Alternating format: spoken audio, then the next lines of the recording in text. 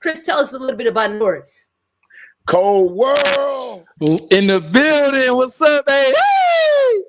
What up, Norris? Listen, What's up? listen, Norris. Listen, I know we're in 48 minutes a game, bro. But if we don't start off with the GOAT birthday MJ, today, baby. MJ, happy birthday to MJ. That's Michael Happy Jordan. For birthday. you young people that don't know, today is his birthday. He definitely left his imprint on the game of basketball.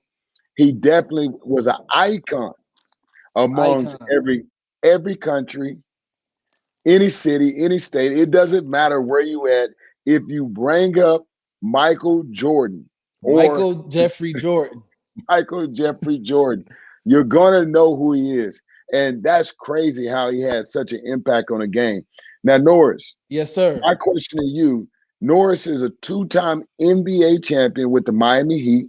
So he understands not only what it takes to win a championship, but to contribute to a team. Absolutely. Now, since it's Michael Jordan's birthday, how impressive is Michael Jordan championship numbers being 6-0 in the championship games? I mean, they speak for themselves. Is he the only one that's undefeated in the finals? He potentially could be the only one that's never lost in the finals. I mean, and then his performances in the finals are historic. You know, he has, years where he averaged 40 in the finals. Years where he always averaged 30. That's the career average. Never below 30. Shooting percentages are always efficient. I mean, he's just a complete player, man. He's somebody who I looked up to growing up as a youngster. I was young, but I always wanted to watch MJ. And my sisters and my cousins, anytime they came to the house, before we watched anything else, I had to watch Michael Jordan Come Fly With Me, Michael Jordan Airtime, Michael Jordan Playground, Michael Jordan Above and Beyond. I had to see it all. Now, listen, you got me going back and reminiscing. and so you got me already pumped up because, LeBron is bringing back Space Jam 2. Absolutely. Absolutely. The king is going to set the building on fire with that one. Absolutely. And so let's transition. First, we got a question before we transition. Tyler Everett says, how can I improve my game as a college athlete? Let's drop some knowledge on him, Norris. Well, first of all, as a college athlete, the first thing you have to do, you have to be in shape. Being in shape. That's great information. Being in shape makes the skill set and the natural ability come easy for you. I'll give you an example for myself.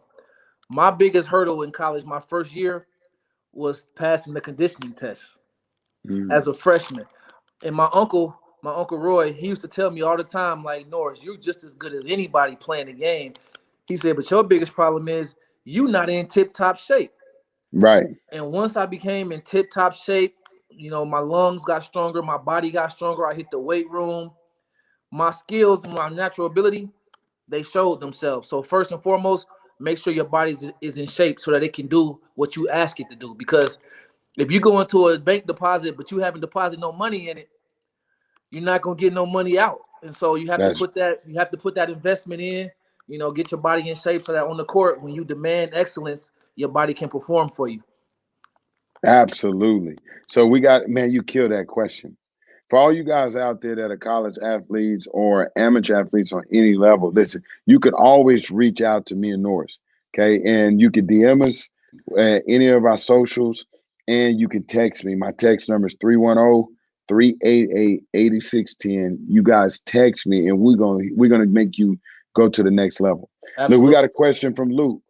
What was your favorite moment playing for the Miami Heat? Ooh, come on, Luke. Good question. Come on, What is Luke. my favorite moment playing for the Miami Heat? Playing for the Miami Heat. I don't know if I can say one moment, but if I had to say, winning that first championship, like the feeling of winning that first one was the ultimate. It's like when you walk in, you know how everybody plays a season, they say they want to win a championship. Right. Before it to actually happen on that scale, it's a feeling that I really cannot explain to you. And for it to be my rookie season where I don't know nothing else. I don't know losing. I don't know struggles as far as like losing 10 games in a row, things that you go through in a season. Right. I didn't see none of that. All I knew was we was playing good. I had the opportunity to play my minutes. I love my role. and we won. So So so let's not skip over you loving your role. And we know that you play with some superstars on that team. We start with Mr. Wade County himself, right? absolutely, shout out to Wade Then County. shout out to Wade County. Then you got King James right on the other side. These are Absolutely, two of the game's great. And then you got Chris Bosh, another Texas Olympian. made, another Absolutely. Olympian, and you were able to be a superstar in your role. Yeah, it's Now, important, man. That's right, important. Any part of life, whether it's business, whether it's your family, your home dynamic, or whether it's an actual sports team, no one can do the same thing. You have to have different parts. In a car, you have the tires, you have the transmission, you have right. the gas. Everything can't do the same in order for the car to operate. And the same thing on the team. I knew coming in on that team, the shots were going to go to certain guys, but I knew that they couldn't do everything. So I found my niche. My speed, my defense, my ability to go coast to coast and change the pace of the game. That's what the team needed, and so I was excited about that. And so whenever I would get a steal, it was just like me scoring a bucket. Whenever I would, go coast to coast and kick it out to Ray Allen for three, it was just like me scoring a bucket. So when you have a star in your role and you have a team full of that, you have a successful team, and that's why we went back to back. Wow, man, you well put. Well Yes. put. Let's dive into another question because listen, you right now you're on fire. So guys, if you got questions, don't forget to super chat your questions. Kennedy is handling it over there for us. How can sports be an avenue for Mm, you to expand your business? Now, for my that's a Instagram great. followers, I know you can't hear Norris talking, so you gotta go to 48 minutes a game on YouTube. Let's go, Norris. Yeah. So how can sports be an avenue for you to expand your brand? One thing growing up, I always heard the term when I went to college: use the game. Don't let the Yeah, game use you. And it's the same thing in sports. If you excel in sports, it's going to allow you to get in different rooms and meet different people that you normally might not get to meet. And so when you right. go in those rooms, don't just let them talk about sports with you. It's okay that they admire Mm, your athletic ability and compliment you, and that's great. But when you really sit down with those individuals that you normally wouldn't get a chance to sit down with, right. pick their brain about what they do. Take interest in what they do. And that shows them that you're more than just an athlete. That shows them that you're intelligent. That shows them that you're a complete individual. And Right. so that's what I was able to do when we were winning those championships. I had the flat top. I had a certain look. When I would when I would speak to people, I would, we would speak a little bit about sports, but then I would like, well, what do you do, and how did you get involved into that, and how can I expand myself to get involved in that? And so, when you ask the right questions, you get the right answers. Wow. And when I think about expanding businesses, and a lot of people don't understand that the NBA is a business, Yes, right? it is. So the NBA being a business, what advice would you give young players that are thinking about being a professional athlete and they're looking up to these franchises that are only Fortune 500 companies? These are only companies that employ individuals. And Absolutely. so, you can own a team if you put in the same amount of time that you're putting in to be on a team. Yeah, so I would definitely tell them first and foremost, understand that exactly that it is a business. Don't take everything personal. And that's one of the hardest lessons I had to learn. And a lot of the young guys in the league have to learn that most of the time, even though it feels personal, Right. it's not personal. And that's why you always have to do what's in the best interest of yourself. I mean, you play your role on the team, but as far as the business side of it, and as far as when you get a chance to, maybe have free agency, or when you have a chance to express, yourself and be able to do the things that you want to do, make Right. sure you do those things, because the team is going to always do what's in the best interests of the team in the business, and you are a business. As an Wow. individual, we are individual businesses that are partners with the NBA. And so I would say, remember that it's a business first. It's not personal. Spencer Dinwiddie has done a great job of that over the last 2 years. Just to put that out there, I don't know who his agency is with, but he's representing himself, and he's Mhm. using different legal teams to help negotiate his contract. I know that was one thing that he was working on. Very I think bright. it's amazing. Yeah. So basketball is one piece of the day, but for people that want to be professional athletes, they have to understand the other pieces of the game. And that's why Yes, we have 48 minutes a game, Norris, because we absolutely. dropping them It's gems, the game baby. within the game. It's the game within the game, bro. And you know the one thing that I learned in a game, things don't always go right. Exactly. Okay, you actually are gonna have a lot of like turnovers, fouls, a lot of miscommunication on defense and offense, and And you when got to those make the happen, adjustments. that's where I come in as a coach and I Master drop that. teacher. I'm a master. So when you come in as a coach, you come in and call a timeout when it's necessary. And that's the same thing that happened in life. So you guys that want me to be your coach off the court, that's what I'm doing. I have a master's degree in counseling. I've always, my whole life, have been focused on making other people's lives better. I want to touch 1 billion people, Norris, and I'm doing it right now. Hey, Today, I've been on 3 streams. Every day, I'm going to touch 1 billion people. You guys help me reach and touch 1 billion people and figure out what I can do for them, what they can do for me, and how we can make money together. I got you. You know I got you. Yes, sir. Kennedy, we in. Yeah, we've flown. I love this. You guys just tossed us right into the segue of quarter number 4, question and answer. You guys tapped into sports being about branding and the business. So I want to ask some business questions. Maybe we could bring back in David Chin in a second as well. But I want to ask a question directly to you, Chris. I was tapping into different ways of financing, right? So let's talk about maybe like real estate or getting financing for business. And specifically, I want to ask you, talk about business lines of credit, because I think a lot of people don't know about those resources. So let's tap into that. Right. Man, that's a good question, Kenny. I see you on fire over there. Listen, guys, one way that you can establish your own business or LLC or DBA, right? And it doesn't take a lot. It doesn't take a lot of resources to be able to establish that.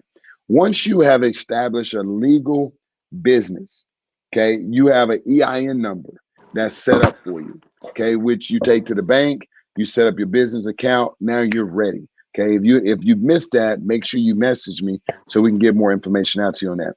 Now, here's the trick, Norris. So I know you're on.